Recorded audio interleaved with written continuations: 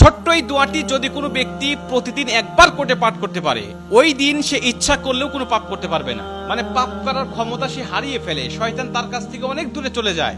নবীজি বলছেন, যদি কোনো ব্যক্তি এই দোয়াটা মাত্র একবার পাঠ করে, যেদিন সে পাঠ করবে ওই দিন শয়তান চিৎকার করে কাঁদতে থাকে, চিৎকার করে আওয়াজ দিয়ে বলতে থাকে যে আজকে সারাদিন তুই আমার ওয়াসওয়াসা থেকে মুক্ত হয়ে গেলি, আমি ইচ্ছা করেও আজকে তোকে আর ধোঁকা দিতে পারবো না, তুই আজকে আর কোনো পথভ্রষ্টের কাজ করতে পারবি না, তুই সেটা আমার কাছ থেকে মুক্ত হয়ে গেলি।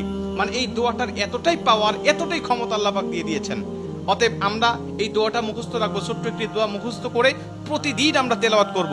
আমরা কিন্তু অনেকেই আছি পাপ ছাড়তে চাই, কিন্তু আমরা এমন কিছু দেখি বা এমন কিছুর সম্মুখীন আমরা হয়ে যাই, ওটা দেখার পরে আমরা নিজের উপরে নিজের কন্ট্রোলটা হারিয়ে ফেলি, তখন আমরা পাপ করতে বাধ্য হই বা পাপ শয়তান আমাদেরকে করিয়ে ফেলে।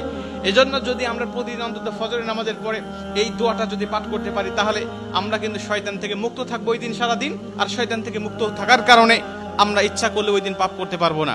নবীজি এই দোয়াটা শিখিয়েছেন, আউযু বিল্লাহিল আযীম, আউযু বিল্লাহিল আযীম ওয়া বিওয়াজহিল কারীম ওয়া সুলতানিহিল কাদীম মিনাশ শাইতানির রাজীম। আমি আবারও দোয়াটা পাঠ করছি, যারা লিখে নিতে পারেন লিখে নেবেন, এবং প্রয়োজনে এটা ভিডিও আকারে যেহেতু এটা পাবলিশড হবে, আপনারা যারা ফেসবুকে দেখবেন আপনারা অবশ্যই এটা শেয়ার করে রেখে দিবেন টাইম লাইনে, প্রয়োজনে বারবার শুনে শুনে আপনি এটা মুখস্থ করে নেবেন। দোয়াটি হচ্ছে, আউযু বিল্লাহিল আযীম ওয়া বিওয়াজহিল কারীম ওয়া সুলতানিহিল কাদীম মিনাশ শাইতানির রাজীম।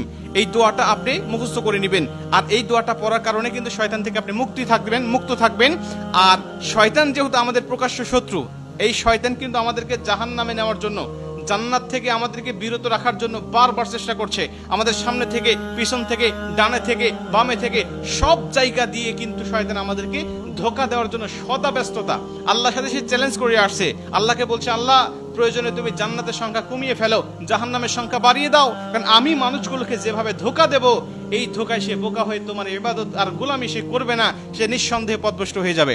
এই জন্য শয়তান থেকে মুক্ত থাকার জন্য আমরা কিন্তু সর্বসময় এই দোয়াটা পাঠ করবো। প্রতিদিন অন্তত একবার এই দোয়াটা আমরা পাঠ করলে আমাদের কাছ থেকে শয়তান মুক্ত হয়ে যাবে, আমরা শয়তান মুক্ত জীবন যাপন করব। আর আমাকে যদি শয়তান ওয়াসওয়াসা না দেয়, ওই দিন কিন্তু আমি পাপ করতে পারবো না, ইচ্ছা করলে পাপের কোনো কথাই আমার মধ্যে আসবে না। কারণ আমরা জানি ফেরেশতারা ইচ্ছা করলেও পাপ করতে পারে না, কারণ ফেরেশতাদেরকে শয়তান ধোঁকা দেয় না, আর ফেরেশতাদের কাছে শয়তান যায় না, তাই তাদের অকর্ম করার মতো বা পাপ করার মতো কোনো ক্ষমতা তাদের নাই। এর জন্য এই দোয়াটা আমরা সবাই মুখস্থ করে নিব এবং প্রতিদিন একবার হলেও পাঠ করবো ইনশাআল্লাহ।